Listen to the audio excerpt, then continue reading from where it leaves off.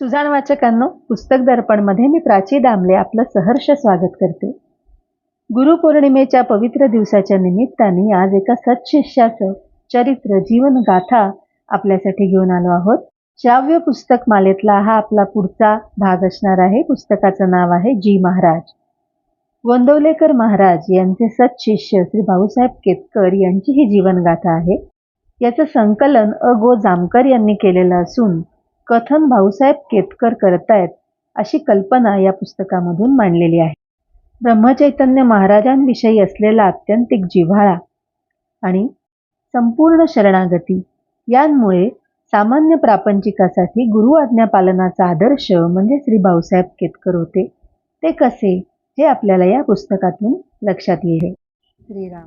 जी महाराज या पुस्तकाचा हा पुढचा भाग. यावेळी मला आणखीन एका गोष्टीची आठवण झाली. ती गोष्ट बहुधा 1901 सालानंतरची असावी. त्याचं काय झालं की मला आणि माझ्या हाताखाली काम करणाऱ्या काही जणांना नोकरीतून सस्पेंड केलं होतं. 6 महिन्यांनी सर्वांना परत कामाला बोलवलं. या 6 महिन्यांच्या कालावधीत मी सोडून बाकी सर्व कर्मचारी साहेबांना भेटले होते. मी काही भेटीला गेलो नाही.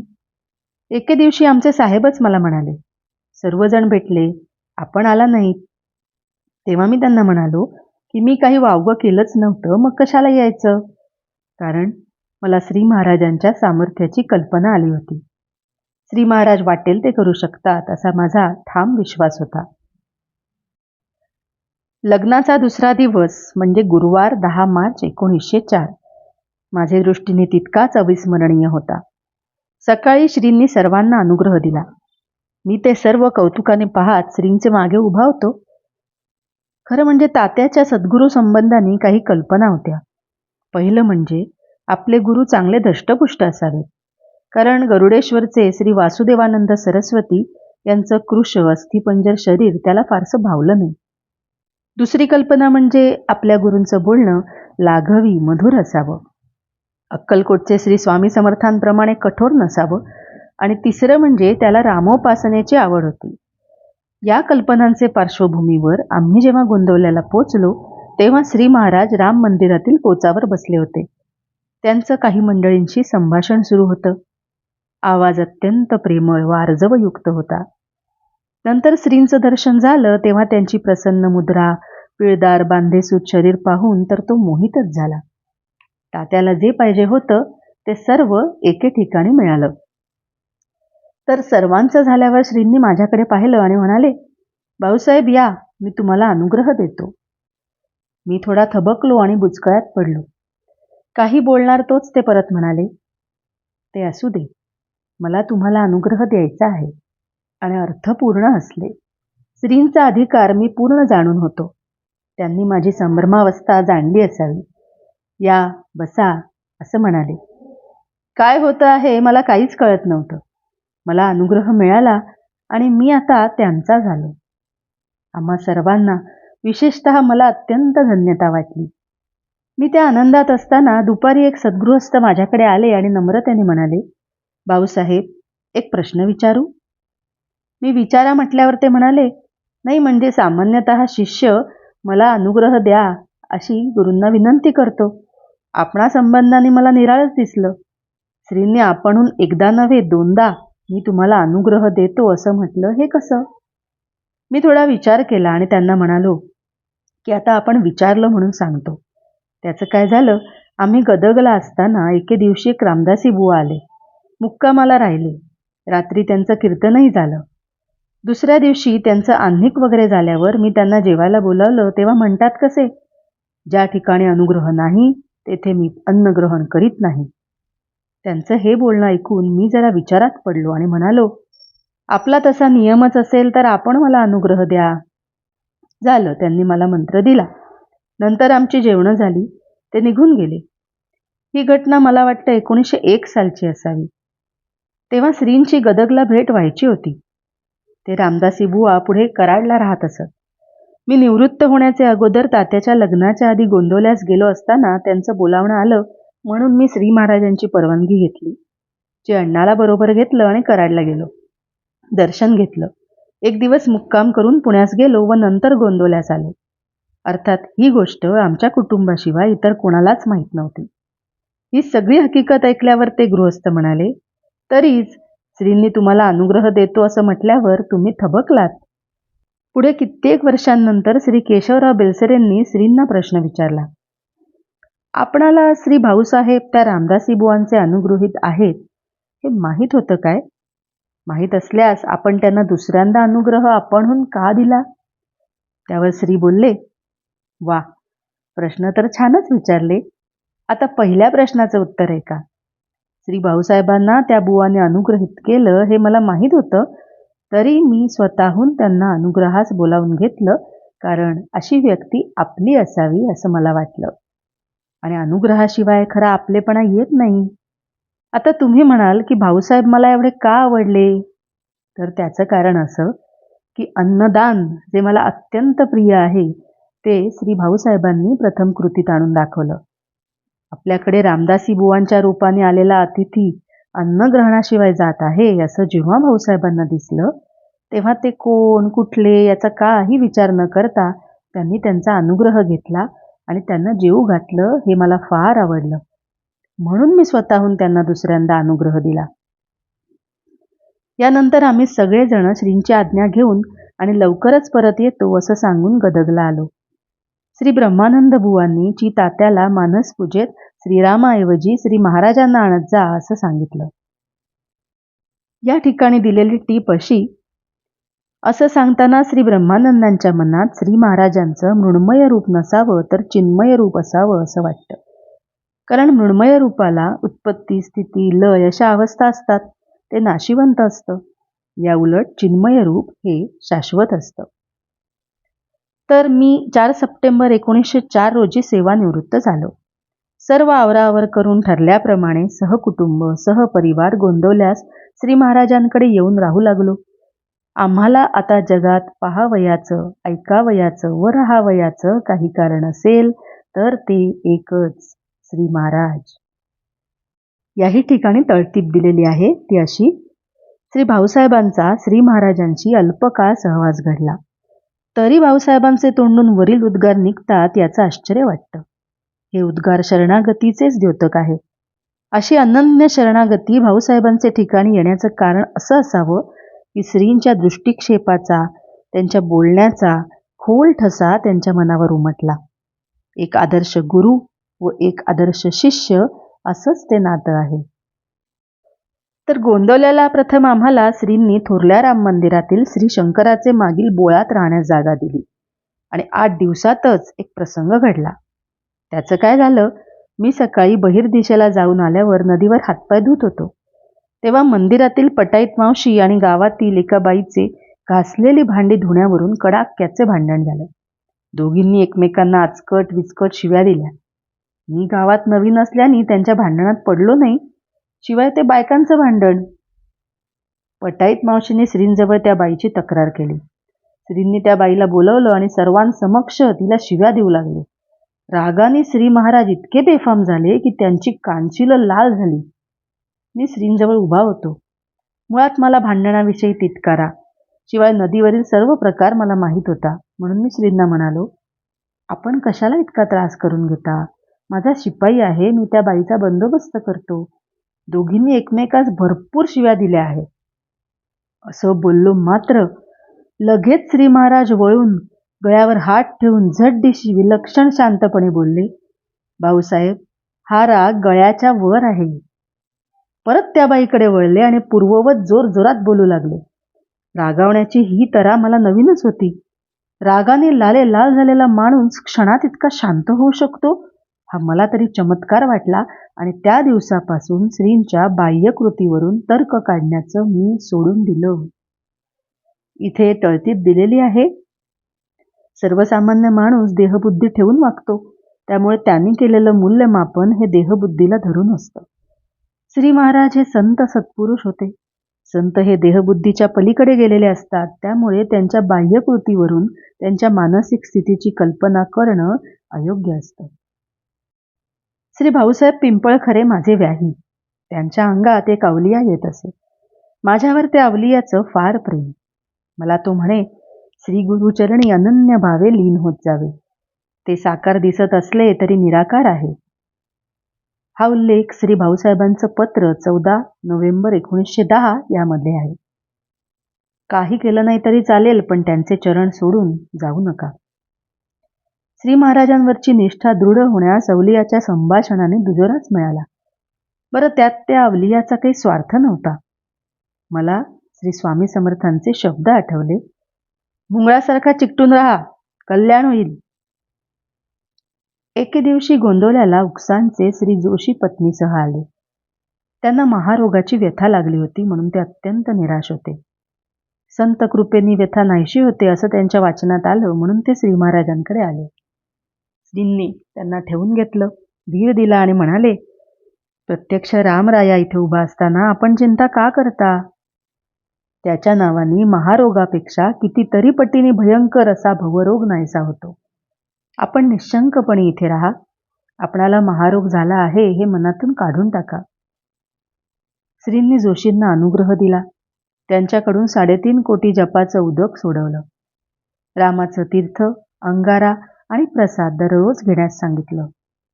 तेथील सर्वांना जोशींबरोबर आपुलकीने वागण्यास सांगितलं. त्यानुसार श्री वामनराव ज्ञानेश्वरी रोज त्यांच्याकडे जाऊन ज्ञानेश्वरीतील एका ओळीवर प्रवचन करत. माझंही त्यांच्याकडे वरचेवर जाणं होईल. श्री जोशी सपाटून नामस्मरण करू लागले. जपसंख्या 2 कोटीच्या आसपास गेल्यावर त्यांना आपण रोगमुक्त होणार असा विश्वास वाटू लागला. जेव्हा 3.5 कोटींचा संकल्प पूर्ण होत आला, तेव्हा ते अत्यंत काकुळतीने श्रींना म्हणाले, या नामजपाच्या पुण्यावर ही शारीरिक व्यथा मला घालवायची नाही. आपण मला भवरोगातून मुक्त करा. हे त्यांचे विचार ऐकून श्रींना अत्यंत आनंद झाला. ते मला म्हणाले, भाऊसाहेब, पाहिली ना नामाची सत्ता, नामाने देहप्रेम नष्ट होतं.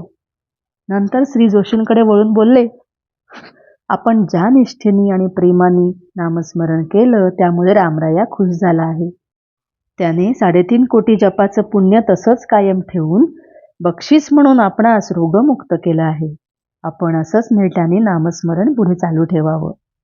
श्री जोशी रोगमुक्त झाले तरी चिंताग्रस्त दिसत. श्रींनी त्यांना चिंतेचं कारण विचारलं असता ते म्हणाले, माझी मुलगी आता लग्नाला आली आहे, तिला कोण पदरात घेईल? यावर श्री माझ्याकडे बघून बोलले, भाऊसाहेब, जोशींची ही काळजी आपण दूर करू शकतो काय? एवढं पुण्यशील कुटुंब आहे. त्यांची मुलगी आपल्या बापूला दिली तर काय हरकत आहे? मी म्हणालो की महाराज, मी आपल्या शब्दाबाहेर नाही. लग्न ठरल्याची बातमी जेव्हा गावात कळली तेव्हा गावातल्या बायका सौभाग्यवतीला म्हणू लागल्या की जाणून बुजून विस्तवाला का जवळ करता? विषाची परीक्षा का पाहता? त्यावर सौ ठामपणे म्हणाली की त्याची काळजी श्री महाराजांना आहे. मला तिचं कौतुक वाटलं.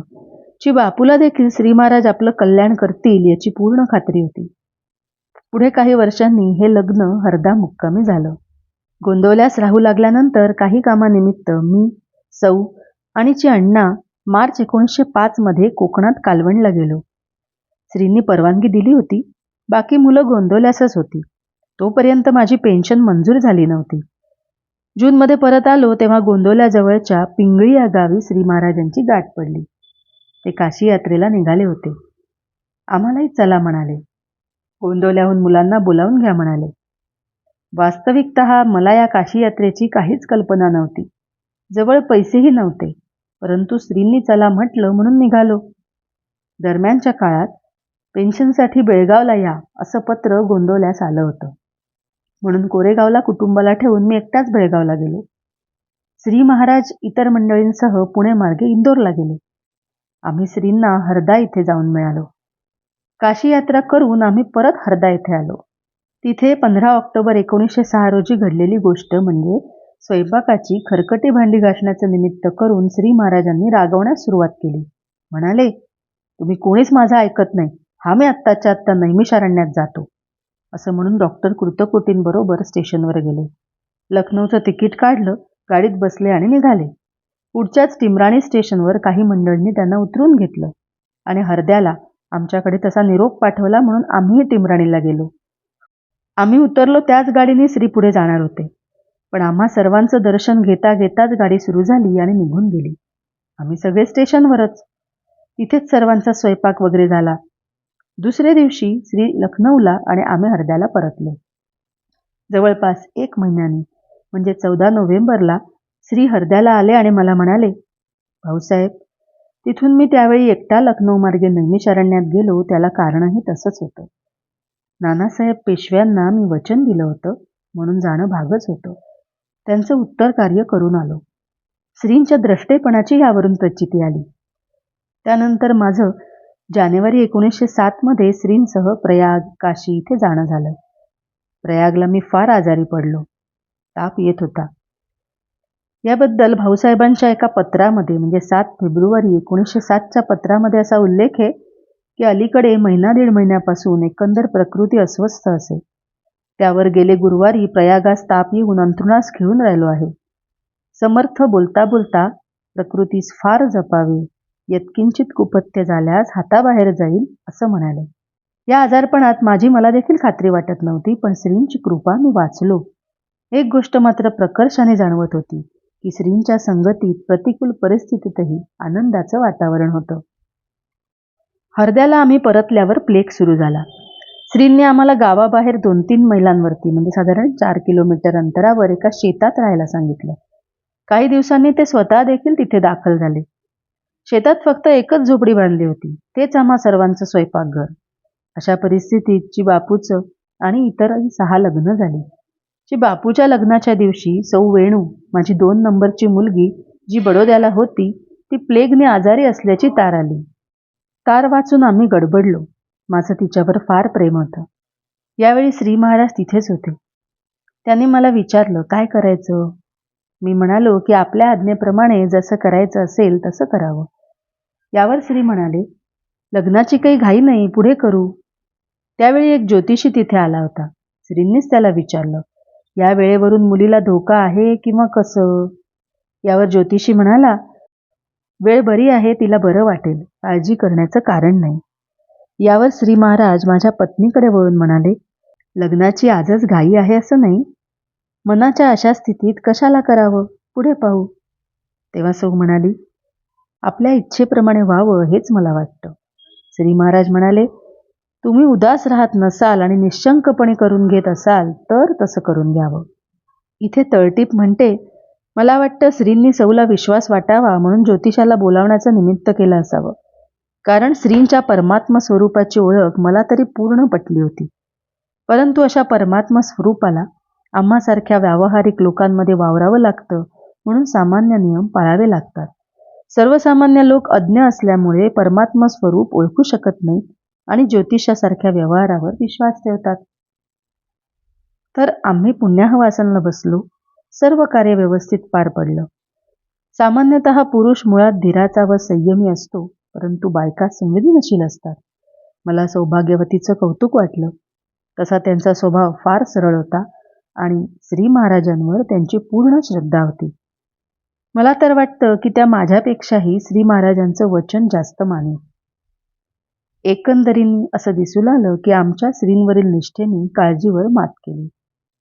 पण पुढे 4 दिवसांनी सौ वेणू असो, श्री महाराजांची इच्छा. हरदा इथल्या याच मुक्कामातील एक हृदय आठवण म्हणजे प्लेग येण्याच्या अगोदर एक वैदू तिथे आला. श्रींनी त्याचेकडून झाडपाल्याची औषधींबरोबर सापाच्या आकाराची एक मुळी आणि काळा मणी घेऊन माझ्याकडे ठेवण्यास दिला. पुढे प्लेगमुळे आम्ही शेतावर राहायला गेलो. एके रात्री सुंदराला काहीतरी चावलं. ती ओरडायला लागली. त्यावेळी श्री महाराज गोंदवल्याला गेले होते. मला त्या मुळीची आणि काळ्या मण्याची आठवण झाली. मी ती मुळी उगाळून पोटात दिली आणि मणी चावलेल्या जागेवर चिकटवला. थोड्या वेळाने चिकटलेला मणी सुटून आला. तो दुधात टाकल्यावर दूध काळं झालं. सुंदरीच्या वेदना हळूहळू कमी झाल्या. श्रींची दूरदृष्टी आणि आम्हावरील लोभ हेच या घटनेवरून दिसून येतं. तसाच मला आणखीन एक प्रसंग आठवतो. आमच्या एका जावयाची सांपत्तिक स्थिती चांगली होती, पण पुढे कशामुळे कोणास ठाऊक त्यांचं पैशाचं मोठं नुकसान झालं. त्यांचा संसार मोठा होता. त्यात गरिबी आल्यामुळे मुलीला स्वयंपाक, धुणं-भांडी सगळं घरी स्वतःला करावं लागे.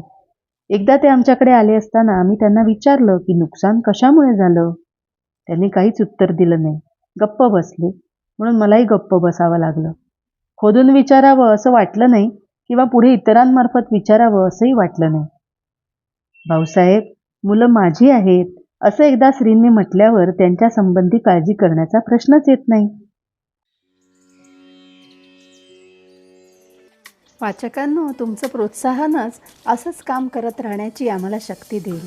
त्यामुळे शेअर, लाईक, सबस्क्राईबचं टॉनिक तुम्ही आम्हाला जरूर द्याल अशी खात्री आहे.